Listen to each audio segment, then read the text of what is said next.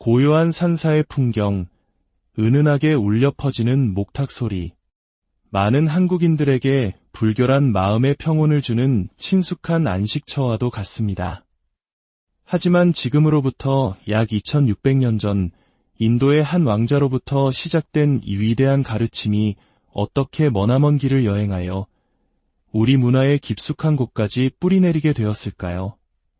오늘 우리는 시간의 강을 거슬러 올라가 불교라는 거대한 강줄기가 어떻게 시작되고 어떤 지류로 나뉘어 전 세계로 퍼져나갔는지 그 장대한 여정을 함께 떠나보고자 합니다.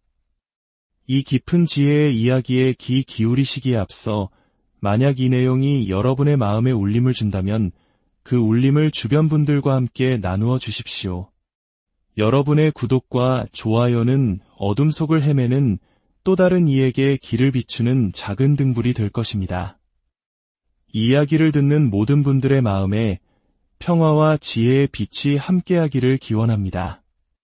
석가모니 부처님께서 탄생하시기 전 고대 인도의 정신세계는 크게 두 개의 거대한 흐름으로 나뉘어 있었습니다. 하나는 지금의 파키스탄 지역을 흐르는 인더스강 유역을 중심으로 발전한 바라문교의 전통입니다. 이들은 신에게 찬가를 부르고 제사를 올리며 신의 힘에 의지해 구원을 얻으려는 타력신앙의 길을 걸었습니다. 인간의 힘을 넘어선 절대적인 존재에게 모든 것을 맡기는 종교였죠. 반면 동쪽의 겐지스강 유역에는 전혀 다른 풍경이 펼쳐졌습니다. 이곳에서는 사문이라 불리는 수행자들이 있었습니다. 산스크리트어 슈라마나에서 온 이 말은 노력하는 자라는 뜻을 담고 있습니다. 이들은 신에게 의지하는 대신 오직 스스로의 노력과 수행을 통해 삶의 근원적인 문제를 해결하고 깨달음을 얻으려는 자력신앙의 길을 추구했습니다. 극심한 고행을 하거나 깊은 명상에 잠기는 등 저마다의 방식으로 진리를 찾아 헤매던 수많은 수행자들이 겐지스강 유역에 구름처럼 모여 있었습니다. 불교는 바로 이 사문의 전통, 즉 스스로의 힘으로 진리를 탐구하려는 위대한 정신 속에서 탄생한 가장 빛나는 꽃과도 같습니다. 고타마 시다르타, 카필라 왕국의 왕자였던 그는 태어난 존재는 왜 늙고 병들어 결국 죽어야만 하는가 하는 근원적인 고통의 문제를 마주합니다. 그는 이 문제를 해결하기 전에는 결코 왕궁으로 돌아가지 않겠다는 굳은 결심으로 출가합니다. 처음에는 당시 사문들처럼 극단적인 고행의 길을 택했습니다. 음식을 거의 먹지 않아 몸이 앙상한 뼈만 남을 정도였고 숨을 참아 극한의 고통을 견디기도 했습니다. 하지만 그는 깨달았습니다. 육체를 괴롭히는 것만으로는 결코 마음의 번뇌가 사라지지 않는다는 것을요. 다음으로 그는 깊은 명상, 즉 삼매를 닦았습니다. 스승들을 찾아가 물질의 개념조차 사라진 무소유처정이나 생각이 있는 것도 아니고 없는 것도 아닌 경지인 비상비비상처정이라는 고도의 정신집중 상태에 도달하기도 했습니다. 그 황홀한 평온함 속에서는 모든 고통이 사라진 듯했습니다. 하지만 명상에서 깨어나 현실로 돌아오면 나는 누구인가? 삶과 죽음의 본질은 무엇인가?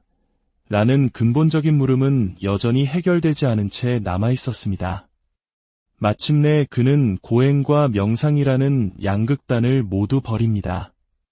그리고 보리수 아래에 조용히 앉아 자신의 몸과 마음에서 일어나는 모든 현상을 그저 있는 그대로 관찰하기 시작했습니다. 이것이 바로 불교 수행의 핵심인 지관, 즉 마음을 고요히 멈추고 사물의 본질을 꿰뚫어 보는 수행입니다. 마치 고등학생이 어려운 수학 문제를 풀듯 그는 죽음은 왜 있는가? 라는 문제에서 출발하여 태어남이 있기에 죽음이 있다는 사실을 발견하고 그렇게 꼬리에 꼬리를 무는 질문을 통해 존재의 근원까지 파고들었습니다. 그렇게 깊은 사유와 관찰 끝에 그는 마침내 모든 존재가 서로 의지하여 존재하며 영원불변하는 실체는 없다는 위대한 진리를 깨닫게 됩니다. 이것이 바로 부처님의 성도, 즉 깨달음입니다. 불교가 가장 건전하고 합리적인 종교라 불리는 이유는 이처럼 신비나 맹목적인 믿음이 아닌 지극히 상식적이고 철저한 자기 성찰을 통해 진리에 도달하기 때문입니다. 부처님께서 열반에 드신 후 그분의 방대한 가르침은 여러 시대를 거치며 세계의 큰 흐름으로 발전해 나갑니다. 마치 하나의 거대한 강이 세 갈래로 나뉘어 서로 다른 바다로 흘러가듯 말입니다. 첫 번째 흐름은 초기 불교 또는 부파 불교 시대입니다. 이 시기의 승려들은 부처님의 가르침을 한 글자도 빠짐없이 보존하고 체계적으로 정리하는 데 온 힘을 쏟았습니다. 부처님께서 때와 장소, 사람에 따라 다양하게 펼치신 설법들을 기초부터 심화까지 단계별로 정리하며 거대한 교리 체계를 세웠습니다. 이를 아비달마 불교라고도 부릅니다. 하지만 이 과정에서 가르침에 대한 해석의 차이가 생겨났고 여러 개의 부파, 즉 학파로 나뉘게 됩니다. 훗날 대승 불교도들은 이들을 작은 수레라는 의미의 소승이라고 부르기도 했지만 오늘날에는 장로들의 가르침이라는 뜻의 상자부 불교라는 존중의 의미를 담은 이름으로 불리며 주로 스리랑카, 태국, 미얀마 등 동남아시아 지역에서 그 전통을 굳건히 이어오고 있습니다. 두 번째 흐름은 바로 우리에게 가장 친숙한 대승불교의 힘찬 물결입니다. 부파 불교가 부처님의 가르침을 분석하고 정리하는 데 집중한 나머지 자칫 가르침 그 자체에 얽매이는 경향이 나타났습니다. 바로 이때 불교계 내에서 일종의 개혁운동이 일어납니다. 대승불교는 부처님께서 나의 가르침은 강을 건너기 위한 뗏목과 같다. 강을 건넜으면 뗏목은 버려야 한다. 고 하신 말씀을 다시금 세상에 외쳤습니다.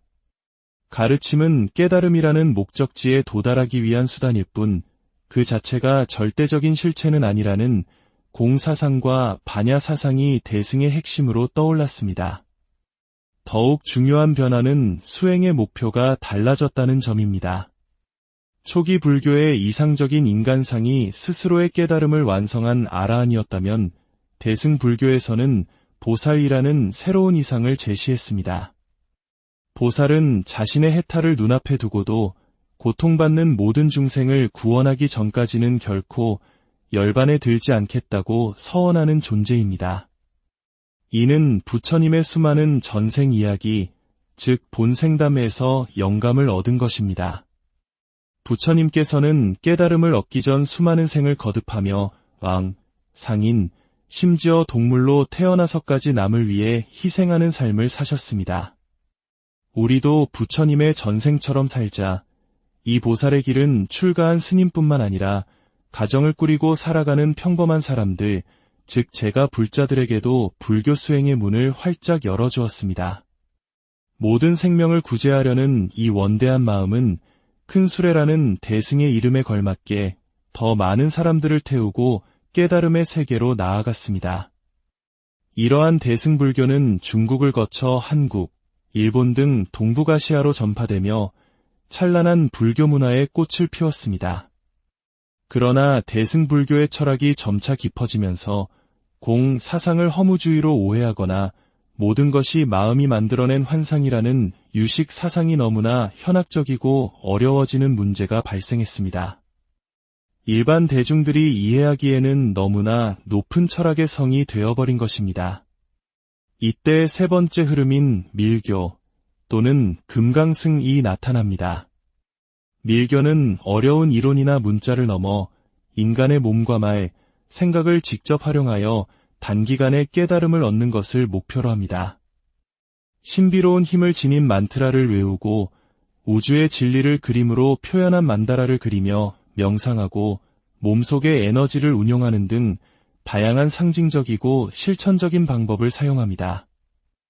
이는 마치 글을 모르는 사람에게 그림과 놀이를 통해 진리를 가르치는 것과 같았습니다. 밀교는 대승불교의 고급화, 현학화에 대한 반작용으로 나타나 불교를 다시금 대중 곁으로 이끌었으며 주로 티베트와 몽골, 부탄 등지에서 금영맥을 잇고 있습니다. 오늘날 어떤 이들은 초기 불교의 경전만이 부처님의 진짜 가르침이며 화엄경이나 금강경 같은 대승경전들은 후대에 만들어진 허구의 소설이라고 주장하기도 합니다. 과연 그럴까요? 이는 마치 거대한 나무를 보면서 굵은 원줄기만이 진짜 나무이고 무성하게 뻗어나간 가지들은 가짜라고 말하는 것과 같습니다. 대승불교의 핵심 사상인 보살의 이념은 놀랍게도 초기 불교 경전 속에 포함된 부처님의 전생 이야기, 본생담에 그 뿌리를 두고 있습니다. 가르침은 뗏목일 뿐이라는 비유 역시 부처님께서 직접 하신 말씀입니다. 즉, 대승은 완전히 새로운 것을 만들어낸 것이 아니라 초기 가르침 속에 이미 존재했지만 잠시 소홀히 여겨졌던 보석들을 다시 꺼내어 시대의 정신에 맞게 더욱 밝게 닦은 것이라 할 수 있습니다. 초기 불교가 불교의 뿌리이자 줄기라면 대승불교는 그 줄기에서 피어난 더욱 풍성하고 화려한 꽃과 열매인 셈입니다. 불교 경전은 흔히 양파에 비유됩니다. 껍질을 계속 벗겨내도 그 안에 단단한 핵, 즉 속이 없는 것이 양파입니다. 하지만 우리는 양파의 속을 먹기 위해 양파를 사지 않습니다. 양파는 껍질 그 자체가 바로 우리가 먹는 살입니다. 불교의 가르침도 이와 같습니다. 어떤 경전이 더 진짜인가를 따지는 것은 무의미할 수 있습니다. 지금 나의 삶에 와 닿아 나의 번뇌를 잠재우고 나의 지혜를 일깨우며 나를 더 자비로운 사람으로 변화시키는 가르침이야말로 나에게 가장 소중한 진리일 것입니다. 초기 경전의 담백하고 논리적인 가르침에서 마음의 평화를 얻는 사람이 있는가 하면 대승 경전의 장엄하고 감동적인 이야기 속에서 세상을 위해 살겠다는 큰 마음을 내는 사람도 있습니다. 초기 불교부터 대승 불교, 그리고 밀교에 이르기까지 불교의 역사는 단절과 왜곡의 역사가 아니었습니다. 그것은 부처님의 근본 가르침이라는 씨앗이 각기 다른 시대와 문화라는 토양을 만나 저마다의 모습으로 꽃을 피우고 열매를 맺어온 위대한 생명의 역사입니다. 2600년의 시간을 흘러 우리 곁에 다가온 이 장대한 지혜의 강물, 그 안에는 인간의 고뇌에 대한 가장 깊은 통찰과 그 고통을 넘어설 수 있다는 따뜻한 위로가 함께 흐르고 있습니다. 이 이야기 속에서 여러분은 어떤 길을 고요한 산사의 풍경, 은은하게 울려 퍼지는 목탁 소리, 많은 한국인들에게 불교란 마음의 평온을 주는 친숙한 안식처와도 같습니다. 하지만 지금으로부터 약 2600년 전 인도의 한 왕자로부터 시작된 이 위대한 가르침이 어떻게 머나먼 길을 여행하여 우리 문화의 깊숙한 곳까지 뿌리내리게 되었을까요? 오늘 우리는 시간의 강을 거슬러 올라가 불교라는 거대한 강줄기가 어떻게 시작되고 어떤 지류로 나뉘어 전 세계로 퍼져나갔는지 그 장대한 여정을 함께 떠나보고자 합니다. 이 깊은 지혜의 이야기에 귀 기울이시기에 앞서 만약 이 내용이 여러분의 마음에 울림을 준다면 그 울림을 주변 분들과 함께 나누어 주십시오. 여러분의 구독과 좋아요는 어둠 속을 헤매는 또 다른 이에게 길을 비추는 작은 등불이 될 것입니다. 이 이야기를 듣는 모든 분들의 마음에 평화와 지혜의 빛이 함께하기를 기원합니다. 석가모니 부처님께서 탄생하시기 전 고대 인도의 정신세계는 크게 두 개의 거대한 흐름으로 나뉘어 있었습니다. 하나는 지금의 파키스탄 지역을 흐르는 인더스강 유역을 중심으로 발전한 바라문교의 전통입니다. 이들은 신에게 찬가를 부르고 제사를 올리며 신의 힘에 의지해 구원을 얻으려는 타력신앙의 길을 걸었습니다. 인간의 힘을 넘어선 절대적인 존재에게 모든 것을 맡기는 종교였죠. 반면 동쪽의 겐지스강 유역에는 전혀 다른 풍경이 펼쳐졌습니다. 이곳에서는 사문이라 불리는 수행자들이 있었습니다. 산스크리트어 슈라마나에서 온 이 말은 노력하는 자라는 뜻을 담고 있습니다. 이들은 신에게 의지하는 대신 오직 스스로의 노력과 수행을 통해 삶의 근원적인 문제를 해결하고 깨달음을 얻으려는 자력신앙의 길을 추구했습니다. 극심한 고행을 하거나 깊은 명상에 잠기는 등 저마다의 방식으로 진리를 찾아 헤매던 수많은 수행자들이 겐지스강 유역에 구름처럼 모여 있었습니다. 불교는 바로 이 사문의 전통, 즉 스스로의 힘으로 진리를 탐구하려는 위대한 정신 속에서 탄생한 가장 빛나는 꽃과도 같습니다. 고타마 시다르타, 카필라 왕국의 왕자였던 그는 태어난 존재는 왜 늙고 병들어 결국 죽어야만 하는가 하는 근원적인 고통의 문제를 마주합니다. 그는 이 문제를 해결하기 전에는 결코 왕궁으로 돌아가지 않겠다는 굳은 결심으로 출가합니다. 처음에는 당시 사문들처럼 극단적인 고행의 길을 택했습니다. 음식을 거의 먹지 않아 몸이 앙상한 뼈만 남을 정도였고 숨을 참아 극한의 고통을 견디기도 했습니다. 하지만 그는 깨달았습니다. 육체를 괴롭히는 것만으로는 결코 마음의 번뇌가 사라지지 않는다는 것을요.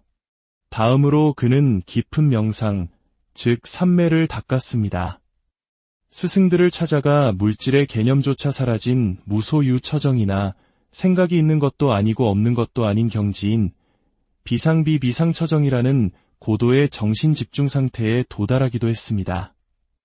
그 황홀한 평온함 속에서는 모든 고통이 사라진 듯했습니다. 하지만 명상에서 깨어나 현실로 돌아오면 나는 누구인가? 삶과 죽음의 본질은 무엇인가? 라는 근본적인 물음은 여전히 해결되지 않은 채 남아있었습니다. 마침내 그는 고행과 명상이라는 양극단을 모두 버립니다. 그리고 보리수 아래에 조용히 앉아 자신의 몸과 마음에서 일어나는 모든 현상을 그저 있는 그대로 관찰하기 시작했습니다. 이것이 바로 불교 수행의 핵심인 지관, 즉 마음을 고요히 멈추고 사물의 본질을 꿰뚫어 보는 수행입니다. 마치 고등학생이 어려운 수학 문제를 풀듯 그는 죽음은 왜 있는가? 라는 문제에서 출발하여 태어남이 있기에 죽음이 있다는 사실을 발견하고 그렇게 꼬리에 꼬리를 무는 질문을 통해 존재의 근원까지 파고들었습니다. 그렇게 깊은 사유와 관찰 끝에 그는 마침내 모든 존재가 서로 의지하여 존재하며 영원불변하는 실체는 없다는 위대한 진리를 깨닫게 됩니다. 이것이 바로 부처님의 성도, 즉 깨달음입니다. 불교가 가장 건전하고 합리적인 종교라 불리는 이유는 이처럼 신비나 맹목적인 믿음이 아닌 지극히 상식적이고 철저한 자기성찰을 통해 진리에 도달하기 때문입니다. 부처님께서 열반에 드신 후 그분의 방대한 가르침은 여러 시대를 거치며 세계의 큰 흐름으로 발전해 나갑니다. 마치 하나의 거대한 강이 세 갈래로 나뉘어 서로 다른 바다로 흘러가듯 말입니다. 첫 번째 흐름은 초기 불교 또는 부파 불교 시대입니다. 이 시기의 승려들은 부처님의 가르침을 한 글자도 빠짐없이 보존하고 체계적으로 정리하는 데 온 힘을 쏟았습니다. 부처님께서 때와 장소, 사람에 따라 다양하게 펼치신 설법들을 기초부터 심화까지 단계별로 정리하며 거대한 교리 체계를 세웠습니다. 이를 아비달마 불교라고도 부릅니다. 하지만 이 과정에서 가르침에 대한 해석의 차이가 생겨났고 여러 개의 부파, 즉 학파로 나뉘게 됩니다.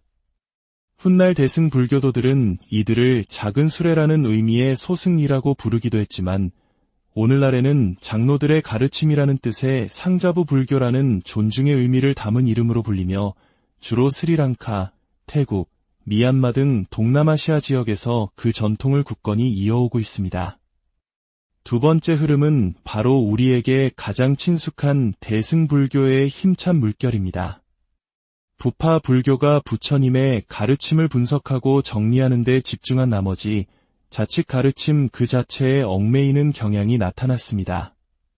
바로 이때 불교계 내에서 일종의 개혁운동이 일어납니다. 대승불교는 부처님께서 나의 가르침은 강을 건너기 위한 뗏목과 같다. 강을 건넜으면 뗏목은 버려야 한다. 고 하신 말씀을 다시금 세상에 외쳤습니다. 가르침은 깨달음이라는 목적지에 도달하기 위한 수단일 뿐 그 자체가 절대적인 실체는 아니라는 공사상과 반야사상이 대승의 핵심으로 떠올랐습니다. 더욱 중요한 변화는 수행의 목표가 달라졌다는 점입니다. 초기 불교의 이상적인 인간상이 스스로의 깨달음을 완성한 아라한이었다면 대승 불교에서는 보살이라는 새로운 이상을 제시했습니다. 보살은 자신의 해탈을 눈앞에 두고도 고통받는 모든 중생을 구원하기 전까지는 결코 열반에 들지 않겠다고 서원하는 존재입니다. 이는 부처님의 수많은 전생 이야기, 즉 본생담에서 영감을 얻은 것입니다. 부처님께서는 깨달음을 얻기 전 수많은 생을 거듭하며 왕, 상인, 심지어 동물로 태어나서까지 남을 위해 희생하는 삶을 사셨습니다. 우리도 부처님의 전생처럼 살자. 이 보살의 길은 출가한 스님뿐만 아니라 가정을 꾸리고 살아가는 평범한 사람들, 즉 제가 불자들에게도 불교 수행의 문을 활짝 열어주었습니다. 모든 생명을 구제하려는 이 원대한 마음은 큰 수레라는 대승의 이름에 걸맞게 더 많은 사람들을 태우고 깨달음의 세계로 나아갔습니다. 이러한 대승불교는 중국을 거쳐 한국, 일본 등 동북아시아로 전파되며 찬란한 불교 문화의 꽃을 피웠습니다. 그러나 대승불교의 철학이 점차 깊어지면서 공사상을 허무주의로 오해하거나 모든 것이 마음이 만들어낸 환상이라는 유식 사상이 너무나 현학적이고 어려워지는 문제가 발생했습니다. 일반 대중들이 이해하기에는 너무나 높은 철학의 성이 되어버린 것입니다. 이때 세 번째 흐름인 밀교 또는 금강승이 나타납니다. 밀교는 어려운 이론이나 문자를 넘어 인간의 몸과 말, 생각을 직접 활용하여 단기간에 깨달음을 얻는 것을 목표로 합니다. 신비로운 힘을 지닌 만트라를 외우고 우주의 진리를 그림으로 표현한 만다라를 그리며 명상하고 몸속의 에너지를 운용하는 등 다양한 상징적이고 실천적인 방법을 사용합니다. 이는 마치 글을 모르는 사람에게 그림과 놀이를 통해 진리를 가르치는 것과 같았습니다. 밀교는 대승불교의 고급화, 현악화에 대한 반작용으로 나타나 불교를 다시금 대중 곁으로 이끌었으며 주로 티베트와 몽골, 부탄 등지에서 금영맥을 잇고 있습니다. 오늘날 어떤 이들은 초기 불교의 경전만이 부처님의 진짜 가르침이며 화엄경이나 금강경 같은 대승경전들은 후대에 만들어진 허구의 소설이라고 주장하기도 합니다. 과연 그럴까요? 이는 마치 거대한 나무를 보면서 굵은 원줄기만이 진짜 나무이고 무성하게 뻗어나간 가지들은 가짜라고 말하는 것과 같습니다. 대승불교의 핵심 사상인 보살의 이념은 놀랍게도 초기 불교 경전 속에 포함된 부처님의 전생 이야기, 본생담에 그 뿌리를 두고 있습니다. 가르침은 뗏목일 뿐이라는 비유 역시 부처님께서 직접 하신 말씀입니다. 즉, 대승은 완전히 새로운 것을 만들어낸 것이 아니라 초기 가르침 속에 이미 존재했지만 잠시 소홀히 여겨졌던 보석들을 다시 꺼내어 시대의 정신에 맞게 더욱 밝게 닦은 것이라 할 수 있습니다. 초기 불교가 불교의 뿌리이자 줄기라면 대승불교는 그 줄기에서 피어난 더욱 풍성하고 화려한 꽃과 열매인 셈입니다. 불교 경전은 흔히 양파에 비유됩니다. 껍질을 계속 벗겨내도 그 안에 단단한 핵, 즉 속이 없는 것이 양파입니다. 하지만 우리는 양파의 속을 먹기 위해 양파를 사지 않습니다. 양파는 껍질 그 자체가 바로 우리가 먹는 살입니다. 불교의 가르침도 이와 같습니다. 어떤 경전이 더 진짜인가를 따지는 것은 무의미할 수 있습니다.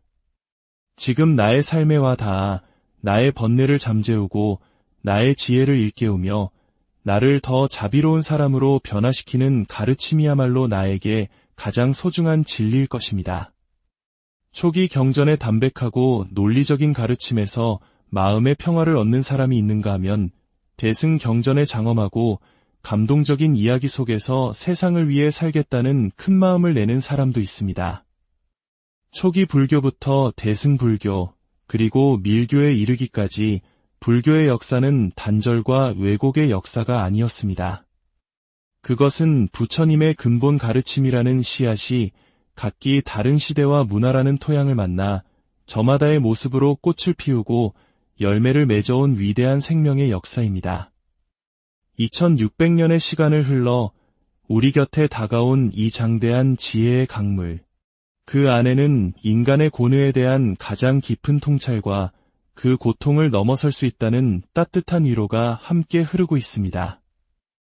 이야기 속에서 여러분은 어떤 길을 고요한 산사의 풍경, 은은하게 울려 퍼지는 목탁 소리, 많은 한국인들에게 불교란 마음의 평온을 주는 친숙한 안식처와도 같습니다. 하지만 지금으로부터 약 2600년 전 인도의 한 왕자로부터 시작된 이 위대한 가르침이 어떻게 머나먼 길을 여행하여 우리 문화의 깊숙한 곳까지 뿌리내리게 되었을까요? 오늘 우리는 시간의 강을 거슬러 올라가 불교라는 거대한 강줄기가 어떻게 시작되고 어떤 지류로 나뉘어 전 세계로 퍼져나갔는지 그 장대한 여정을 함께 떠나보고자 합니다. 이 깊은 지혜의 이야기에 귀 기울이시기에 앞서 만약 이 내용이 여러분의 마음에 울림을 준다면 그 울림을 주변 분들과 함께 나누어 주십시오. 여러분의 구독과 좋아요는 어둠 속을 헤매는 또 다른 이에게 길을 비추는 작은 등불이 될 것입니다. 이야기를 듣는 모든 분들의 마음에 평화와 지혜의 빛이 함께하기를 기원합니다. 석가모니 부처님께서 탄생하시기 전 고대 인도의 정신세계는 크게 두 개의 거대한 흐름으로 나뉘어 있었습니다. 하나는 지금의 파키스탄 지역을 흐르는 인더스강 유역을 중심으로 발전한 바라문교의 전통입니다. 이들은 신에게 찬가를 부르고 제사를 올리며 신의 힘에 의지해 구원을 얻으려는 타력신앙의 길을 걸었습니다. 인간의 힘을 넘어선 절대적인 존재에게 모든 것을 맡기는 종교였죠. 반면 동쪽의 겐지스강 유역에는 전혀 다른 풍경이 펼쳐졌습니다. 이곳에서는 사문이라 불리는 수행자들이 있었습니다. 산스크리트어 슈라마나에서 온 이 말은 노력하는 자라는 뜻을 담고 있습니다. 이들은 신에게 의지하는 대신 오직 스스로의 노력과 수행을 통해 삶의 근원적인 문제를 해결하고 깨달음을 얻으려는 자력신앙의 길을 추구했습니다. 극심한 고행을 하거나 깊은 명상에 잠기는 등 저마다의 방식으로 진리를 찾아 헤매던 수많은 수행자들이 겐지스강 유역에 구름처럼 모여 있었습니다. 불교는 바로 이 사문의 전통, 즉 스스로의 힘으로 진리를 탐구하려는 위대한 정신 속에서 탄생한 가장 빛나는 꽃과도 같습니다. 고타마 시다르타, 카필라 왕국의 왕자였던 그는 태어난 존재는 왜 늙고 병들어 결국 죽어야만 하는가 하는 근원적인 고통의 문제를 마주합니다. 그는 이 문제를 해결하기 전에는 결코 왕궁으로 돌아가지 않겠다는 굳은 결심으로 출가합니다. 처음에는 당시 사문들처럼 극단적인 고행의 길을 택했습니다. 음식을 거의 먹지 않아 몸이 앙상한 뼈만 남을 정도였고 숨을 참아 극한의 고통을 견디기도 했습니다. 하지만 그는 깨달았습니다. 육체를 괴롭히는 것만으로는 결코 마음의 번뇌가 사라지지 않는다는 것을요. 다음으로 그는 깊은 명상, 즉 삼매를 닦았습니다. 스승들을 찾아가 물질의 개념조차 사라진 무소유처정이나 생각이 있는 것도 아니고 없는 것도 아닌 경지인 비상비비상처정이라는 고도의 정신집중 상태에 도달하기도 했습니다. 그 황홀한 평온함 속에서는 모든 고통이 사라진 듯했습니다. 하지만 명상에서 깨어나 현실로 돌아오면 나는 누구인가?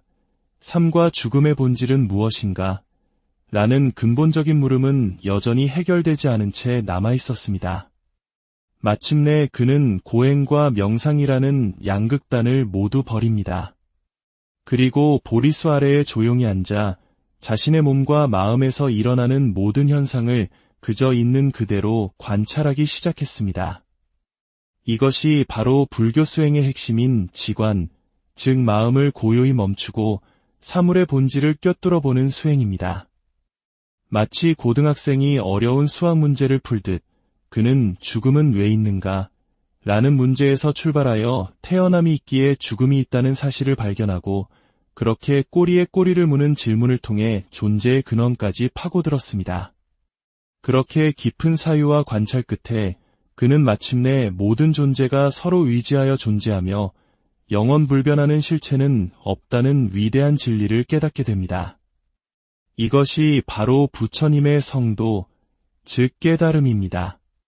불교가 가장 건전하고 합리적인 종교라 불리는 이유는 이처럼 신비나 맹목적인 믿음이 아닌 지극히 상식적이고 철저한 자기 성찰을 통해 진리에 도달하기 때문입니다. 부처님께서 열반에 드신 후 그분의 방대한 가르침은 여러 시대를 거치며 세계의 큰 흐름으로 발전해 나갑니다.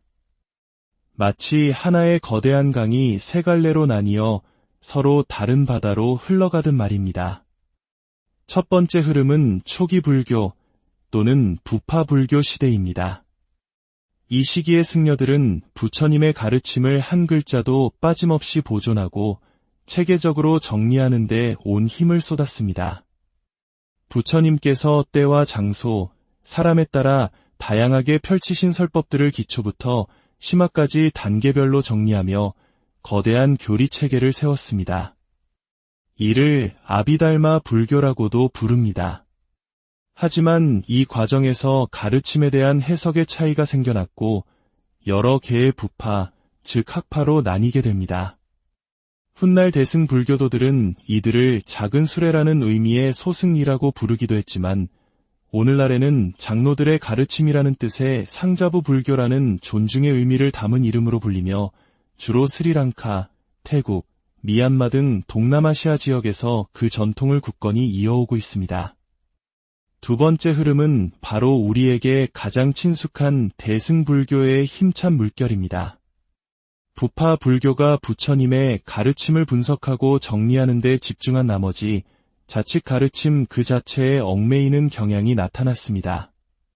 바로 이때 불교계 내에서 일종의 개혁운동이 일어납니다.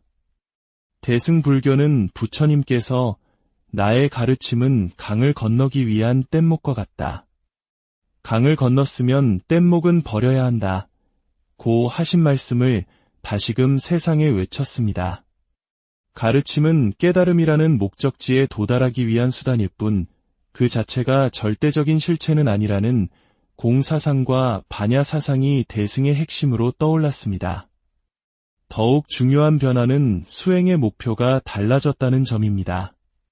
초기 불교의 이상적인 인간상이 스스로의 깨달음을 완성한 아라한이었다면 대승 불교에서는 보살이라는 새로운 이상을 제시했습니다.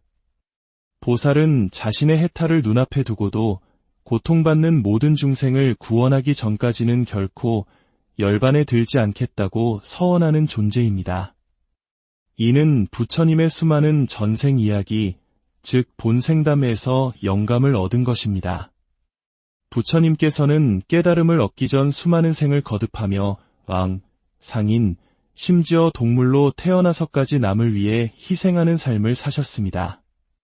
우리도 부처님의 전생처럼 살자.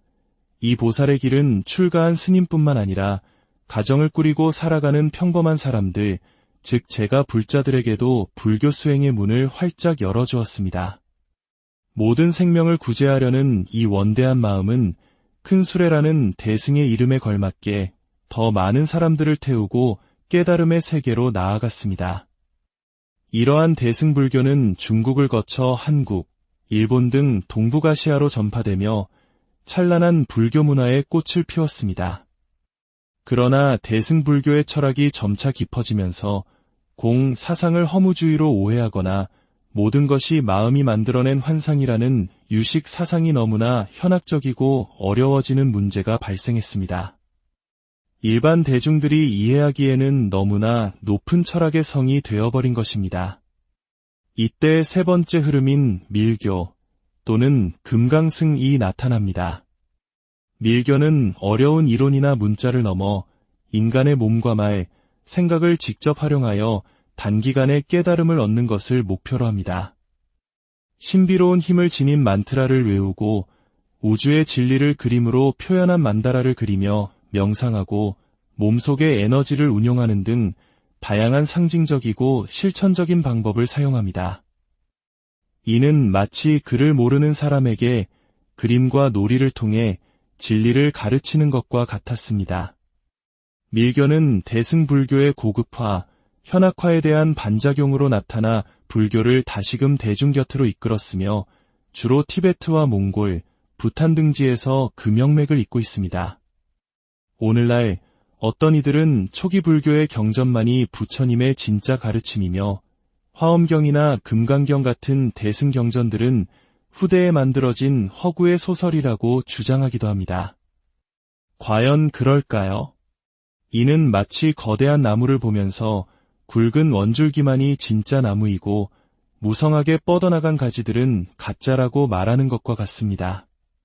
대승불교의 핵심 사상인 보살의 이념은 놀랍게도 초기 불교 경전 속에 포함된 부처님의 전생 이야기, 본생담에 그 뿌리를 두고 있습니다. 가르침은 뗏목일 뿐이라는 비유 역시 부처님께서 직접 하신 말씀입니다. 즉, 대승은 완전히 새로운 것을 만들어낸 것이 아니라 초기 가르침 속에 이미 존재했지만 잠시 소홀히 여겨졌던 보석들을 다시 꺼내어 시대의 정신에 맞게 더욱 밝게 닦은 것이라 할 수 있습니다. 초기 불교가 불교의 뿌리이자 줄기라면 대승불교는 그 줄기에서 피어난 더욱 풍성하고 화려한 꽃과 열매인 셈입니다. 불교 경전은 흔히 양파에 비유됩니다. 껍질을 계속 벗겨내도 그 안에 단단한 핵, 즉 속이 없는 것이 양파입니다. 하지만 우리는 양파의 속을 먹기 위해 양파를 사지 않습니다. 양파는 껍질 그 자체가 바로 우리가 먹는 살입니다. 불교의 가르침도 이와 같습니다.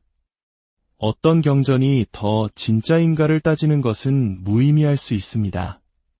지금 나의 삶에 와 닿아 나의 번뇌를 잠재우고 나의 지혜를 일깨우며 나를 더 자비로운 사람으로 변화시키는 가르침이야말로 나에게 가장 소중한 진리일 것입니다. 초기 경전의 담백하고 논리적인 가르침에서 마음의 평화를 얻는 사람이 있는가 하면 대승 경전의 장엄하고 감동적인 이야기 속에서 세상을 위해 살겠다는 큰 마음을 내는 사람도 있습니다. 초기 불교부터 대승 불교, 그리고 밀교에 이르기까지 불교의 역사는 단절과 왜곡의 역사가 아니었습니다. 그것은 부처님의 근본 가르침이라는 씨앗이 각기 다른 시대와 문화라는 토양을 만나 저마다의 모습으로 꽃을 피우고 열매를 맺어온 위대한 생명의 역사입니다. 2600년의 시간을 흘러 우리 곁에 다가온 이 장대한 지혜의 강물, 그 안에는 인간의 고뇌에 대한 가장 깊은 통찰과 그 고통을 넘어설 수 있다는 따뜻한 위로가 함께 흐르고 있습니다. 이야기 속에서 여러분은 어떤 길을 고요한 산사의 풍경, 은은하게 울려 퍼지는 목탁 소리, 많은 한국인들에게 불교란 마음의 평온을 주는 친숙한 안식처와도 같습니다. 하지만 지금으로부터 약 2600년 전 인도의 한 왕자로부터 시작된 이 위대한 가르침이 어떻게 머나먼 길을 여행하여 우리 문화의 깊숙한 곳까지 뿌리내리게 되었을까요? 오늘 우리는 시간의 강을 거슬러 올라가 불교라는 거대한 강줄기가 어떻게 시작되고 어떤 지류로 나뉘어 전 세계로 퍼져나갔는지 그 장대한 여정을 함께 떠나보고자 합니다. 이 깊은 지혜의 이야기에 귀 기울이시기에 앞서 만약 이 내용이 여러분의 마음에 울림을 준다면 그 울림을 주변 분들과 함께 나누어 주십시오.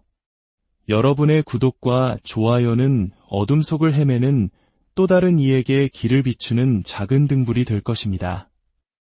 이 이야기를 듣는 모든 분들의 마음에 평화와 지혜의 빛이 함께하기를 기원합니다. 석가모니 부처님께서 탄생하시기 전 고대 인도의 정신세계는 크게 두 개의 거대한 흐름으로 나뉘어 있었습니다. 하나는 지금의 파키스탄 지역을 흐르는 인더스강 유역을 중심으로 발전한 바라문교의 전통입니다. 이들은 신에게 찬가를 부르고 제사를 올리며 신의 힘에 의지해 구원을 얻으려는 타력신앙의 길을 걸었습니다. 인간의 힘을 넘어선 절대적인 존재에게 모든 것을 맡기는 종교였죠. 반면 동쪽의 겐지스강 유역에는 전혀 다른 풍경이 펼쳐졌습니다. 이곳에서는 사문이라 불리는 수행자들이 있었습니다. 산스크리트어 슈라마나에서 온 이 말은 노력하는 자라는 뜻을 담고 있습니다. 이들은 신에게 의지하는 대신 오직 스스로의 노력과 수행을 통해 삶의 근원적인 문제를 해결하고 깨달음을 얻으려는 자력신앙의 길을 추구했습니다. 극심한 고행을 하거나 깊은 명상에 잠기는 등 저마다의 방식으로 진리를 찾아 헤매던 수많은 수행자들이 겐지스강 유역에 구름처럼 모여 있었습니다. 불교는 바로 이 사문의 전통, 즉 스스로의 힘으로 진리를 탐구하려는 위대한 정신 속에서 탄생한 가장 빛나는 꽃과도 같습니다. 고타마 시다르타, 카필라 왕국의 왕자였던 그는 태어난 존재는 왜 늙고 병들어 결국 죽어야만 하는가 하는 근원적인 고통의 문제를 마주합니다. 그는 이 문제를 해결하기 전에는 결코 왕궁으로 돌아가지 않겠다는 굳은 결심으로 출가합니다. 처음에는 당시 사문들처럼 극단적인 고행의 길을 택했습니다. 음식을 거의 먹지 않아 몸이 앙상한 뼈만 남을 정도였고 숨을 참아 극한의 고통을 견디기도 했습니다. 하지만 그는 깨달았습니다. 육체를 괴롭히는 것만으로는 결코 마음의 번뇌가 사라지지 않는다는 것을요. 다음으로 그는 깊은 명상, 즉 삼매를 닦았습니다. 스승들을 찾아가 물질의 개념조차 사라진 무소유처정이나 생각이 있는 것도 아니고 없는 것도 아닌 경지인 비상비비상처정이라는 고도의 정신집중 상태에 도달하기도 했습니다.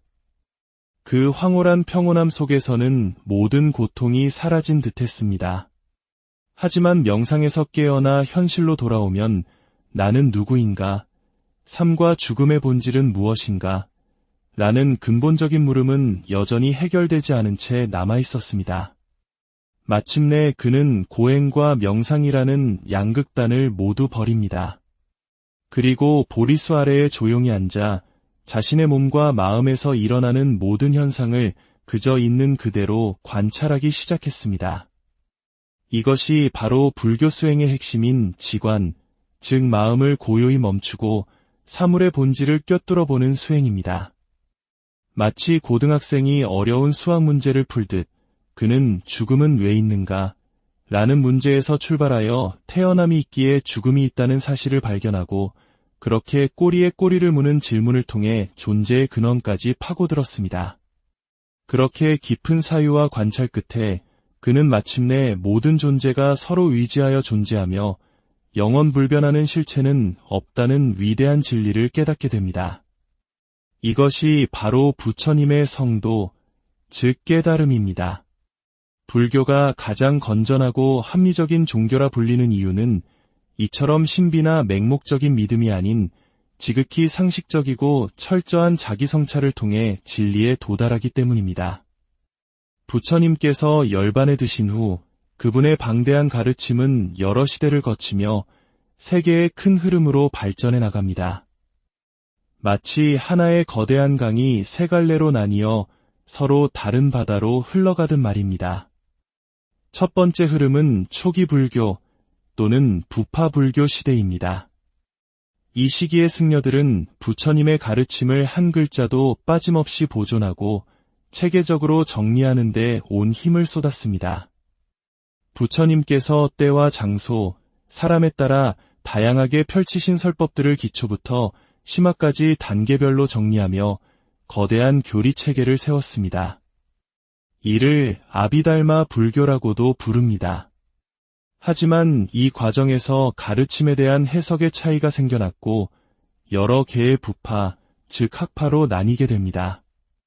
훗날 대승 불교도들은 이들을 작은 수레라는 의미의 소승이라고 부르기도 했지만 오늘날에는 장로들의 가르침이라는 뜻의 상자부 불교라는 존중의 의미를 담은 이름으로 불리며 주로 스리랑카, 태국, 미얀마 등 동남아시아 지역에서 그 전통을 굳건히 이어오고 있습니다. 두 번째 흐름은 바로 우리에게 가장 친숙한 대승불교의 힘찬 물결입니다.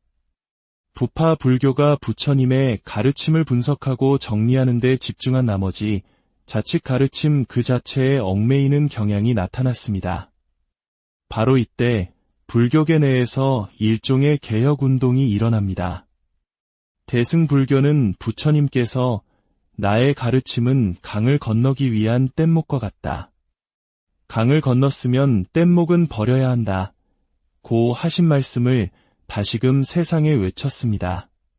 가르침은 깨달음이라는 목적지에 도달하기 위한 수단일 뿐 그 자체가 절대적인 실체는 아니라는 공사상과 반야사상이 대승의 핵심으로 떠올랐습니다. 더욱 중요한 변화는 수행의 목표가 달라졌다는 점입니다. 초기 불교의 이상적인 인간상이 스스로의 깨달음을 완성한 아라한이었다면 대승 불교에서는 보살이라는 새로운 이상을 제시했습니다.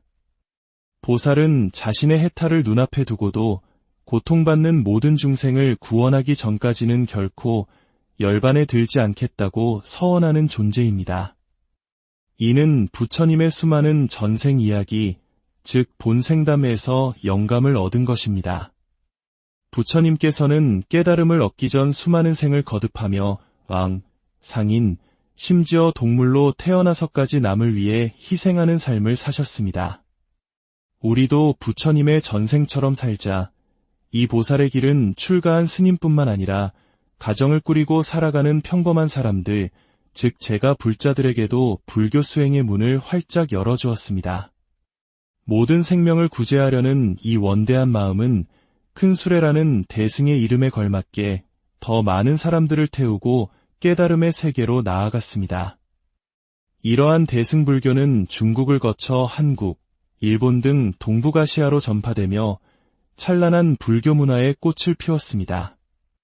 그러나 대승불교의 철학이 점차 깊어지면서 공사상을 허무주의로 오해하거나 모든 것이 마음이 만들어낸 환상이라는 유식 사상이 너무나 현학적이고 어려워지는 문제가 발생했습니다.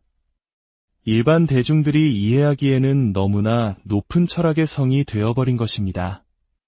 이때 세 번째 흐름인 밀교 또는 금강승이 나타납니다.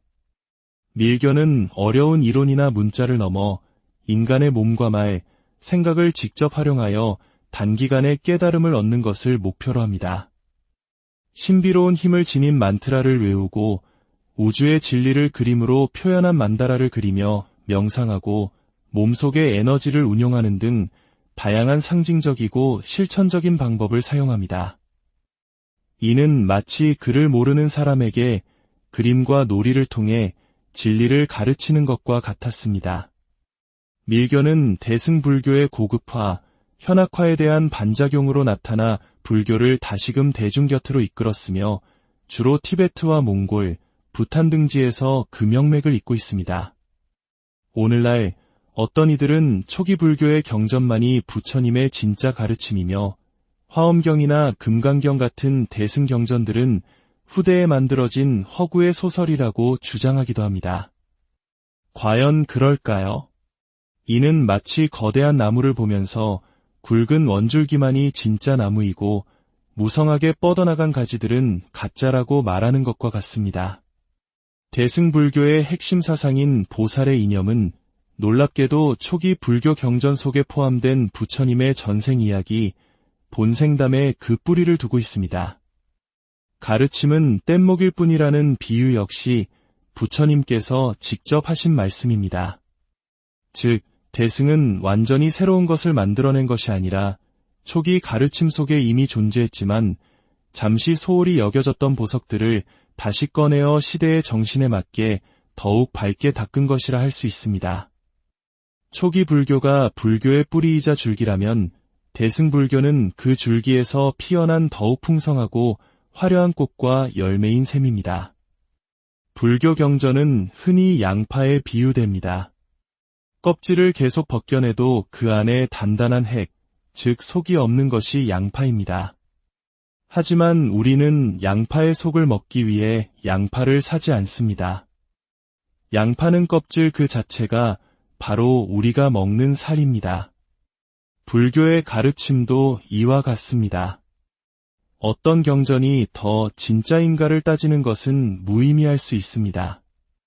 지금 나의 삶에 와 닿아 나의 번뇌를 잠재우고 나의 지혜를 일깨우며 나를 더 자비로운 사람으로 변화시키는 가르침이야말로 나에게 가장 소중한 진리일 것입니다. 초기 경전의 담백하고 논리적인 가르침에서 마음의 평화를 얻는 사람이 있는가 하면 대승 경전의 장엄하고 감동적인 이야기 속에서 세상을 위해 살겠다는 큰 마음을 내는 사람도 있습니다. 초기 불교부터 대승 불교, 그리고 밀교에 이르기까지 불교의 역사는 단절과 왜곡의 역사가 아니었습니다. 그것은 부처님의 근본 가르침이라는 씨앗이 각기 다른 시대와 문화라는 토양을 만나 저마다의 모습으로 꽃을 피우고 열매를 맺어온 위대한 생명의 역사입니다. 2600년의 시간을 흘러 우리 곁에 다가온 이 장대한 지혜의 강물, 그 안에는 인간의 고뇌에 대한 가장 깊은 통찰과 그 고통을 넘어설 수 있다는 따뜻한 위로가 함께 흐르고 있습니다. 이 이야기 속에서 여러분은 어떤 길을 고요한 산사의 풍경, 은은하게 울려 퍼지는 목탁 소리, 많은 한국인들에게 불교란 마음의 평온을 주는 친숙한 안식처와도 같습니다. 하지만 지금으로부터 약 2600년 전 인도의 한 왕자로부터 시작된 이 위대한 가르침이 어떻게 머나먼 길을 여행하여 우리 문화의 깊숙한 곳까지 뿌리내리게 되었을까요? 오늘 우리는 시간의 강을 거슬러 올라가 불교라는 거대한 강줄기가 어떻게 시작되고 어떤 지류로 나뉘어 전 세계로 퍼져나갔는지 그 장대한 여정을 함께 떠나보고자 합니다. 이 깊은 지혜의 이야기에 귀 기울이시기에 앞서 만약 이 내용이 여러분의 마음에 울림을 준다면 그 울림을 주변 분들과 함께 나누어 주십시오. 여러분의 구독과 좋아요는 어둠 속을 헤매는 또 다른 이에게 길을 비추는 작은 등불이 될 것입니다. 이 이야기를 듣는 모든 분들의 마음에 평화와 지혜의 빛이 함께하기를 기원합니다. 석가모니 부처님께서 탄생하시기 전 고대 인도의 정신세계는 크게 두 개의 거대한 흐름으로 나뉘어 있었습니다. 하나는 지금의 파키스탄 지역을 흐르는 인더스강 유역을 중심으로 발전한 바라문교의 전통입니다. 이들은 신에게 찬가를 부르고 제사를 올리며 신의 힘에 의지해 구원을 얻으려는 타력신앙의 길을 걸었습니다. 인간의 힘을 넘어선 절대적인 존재에게 모든 것을 맡기는 종교였죠. 반면 동쪽의 겐지스강 유역에는 전혀 다른 풍경이 펼쳐졌습니다. 이곳에서는 사문이라 불리는 수행자들이 있었습니다.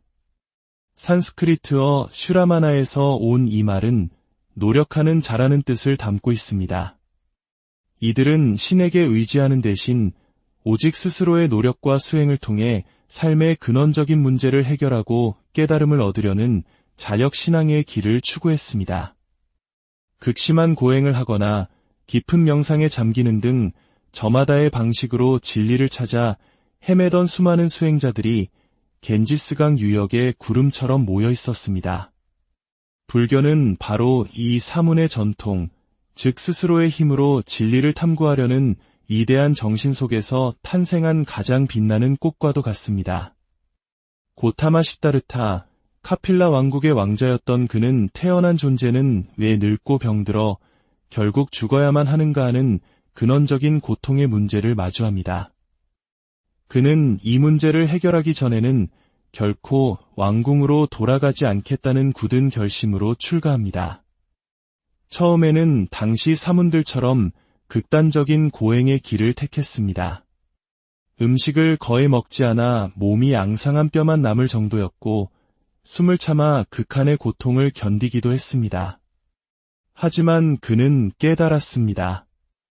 육체를 괴롭히는 것만으로는 결코 마음의 번뇌가 사라지지 않는다는 것을요. 다음으로 그는 깊은 명상, 즉 삼매를 닦았습니다. 스승들을 찾아가 물질의 개념조차 사라진 무소유처정이나 생각이 있는 것도 아니고 없는 것도 아닌 경지인 비상비비상처정이라는 고도의 정신집중 상태에 도달하기도 했습니다. 그 황홀한 평온함 속에서는 모든 고통이 사라진 듯했습니다. 하지만 명상에서 깨어나 현실로 돌아오면 나는 누구인가? 삶과 죽음의 본질은 무엇인가? 라는 근본적인 물음은 여전히 해결되지 않은 채 남아있었습니다. 마침내 그는 고행과 명상이라는 양극단을 모두 버립니다. 그리고 보리수 아래에 조용히 앉아 자신의 몸과 마음에서 일어나는 모든 현상을 그저 있는 그대로 관찰하기 시작했습니다. 이것이 바로 불교 수행의 핵심인 지관, 즉 마음을 고요히 멈추고 사물의 본질을 꿰뚫어 보는 수행입니다. 마치 고등학생이 어려운 수학 문제를 풀듯 그는 죽음은 왜 있는가? 라는 문제에서 출발하여 태어남이 있기에 죽음이 있다는 사실을 발견하고 그렇게 꼬리에 꼬리를 무는 질문을 통해 존재의 근원까지 파고들었습니다. 그렇게 깊은 사유와 관찰 끝에 그는 마침내 모든 존재가 서로 의지하여 존재하며 영원불변하는 실체는 없다는 위대한 진리를 깨닫게 됩니다. 이것이 바로 부처님의 성도, 즉 깨달음입니다. 불교가 가장 건전하고 합리적인 종교라 불리는 이유는 이처럼 신비나 맹목적인 믿음이 아닌 지극히 상식적이고 철저한 자기성찰을 통해 진리에 도달하기 때문입니다. 부처님께서 열반에 드신 후 그분의 방대한 가르침은 여러 시대를 거치며 세계의 큰 흐름으로 발전해 나갑니다. 마치 하나의 거대한 강이 세 갈래로 나뉘어 서로 다른 바다로 흘러가듯 말입니다. 첫 번째 흐름은 초기 불교 또는 부파 불교 시대입니다. 이 시기의 승려들은 부처님의 가르침을 한 글자도 빠짐없이 보존하고 체계적으로 정리하는 데 온 힘을 쏟았습니다. 부처님께서 때와 장소, 사람에 따라 다양하게 펼치신 설법들을 기초부터 심화까지 단계별로 정리하며 거대한 교리 체계를 세웠습니다. 이를 아비달마 불교라고도 부릅니다. 하지만 이 과정에서 가르침에 대한 해석의 차이가 생겨났고 여러 개의 부파, 즉 학파로 나뉘게 됩니다. 훗날 대승 불교도들은 이들을 작은 수레라는 의미의 소승이라고 부르기도 했지만 오늘날에는 장로들의 가르침이라는 뜻의 상자부 불교라는 존중의 의미를 담은 이름으로 불리며 주로 스리랑카, 태국, 미얀마 등 동남아시아 지역에서 그 전통을 굳건히 이어오고 있습니다. 두 번째 흐름은 바로 우리에게 가장 친숙한 대승불교의 힘찬 물결입니다. 부파 불교가 부처님의 가르침을 분석하고 정리하는 데 집중한 나머지 자칫 가르침 그 자체에 얽매이는 경향이 나타났습니다. 바로 이때 불교계 내에서 일종의 개혁운동이 일어납니다. 대승불교는 부처님께서 나의 가르침은 강을 건너기 위한 뗏목과 같다. 강을 건넜으면 뗏목은 버려야 한다. 고 하신 말씀을 다시금 세상에 외쳤습니다. 가르침은 깨달음이라는 목적지에 도달하기 위한 수단일 뿐 그 자체가 절대적인 실체는 아니라는 공사상과 반야사상이 대승의 핵심으로 떠올랐습니다. 더욱 중요한 변화는 수행의 목표가 달라졌다는 점입니다. 초기 불교의 이상적인 인간상이 스스로의 깨달음을 완성한 아라한이었다면 대승 불교에서는 보살이라는 새로운 이상을 제시했습니다. 보살은 자신의 해탈을 눈앞에 두고도 고통받는 모든 중생을 구원하기 전까지는 결코 열반에 들지 않겠다고 서원하는 존재입니다. 이는 부처님의 수많은 전생 이야기, 즉 본생담에서 영감을 얻은 것입니다. 부처님께서는 깨달음을 얻기 전 수많은 생을 거듭하며 왕, 상인, 심지어 동물로 태어나서까지 남을 위해 희생하는 삶을 사셨습니다. 우리도 부처님의 전생처럼 살자, 이 보살의 길은 출가한 스님뿐만 아니라 가정을 꾸리고 살아가는 평범한 사람들, 즉 제가 불자들에게도 불교 수행의 문을 활짝 열어주었습니다.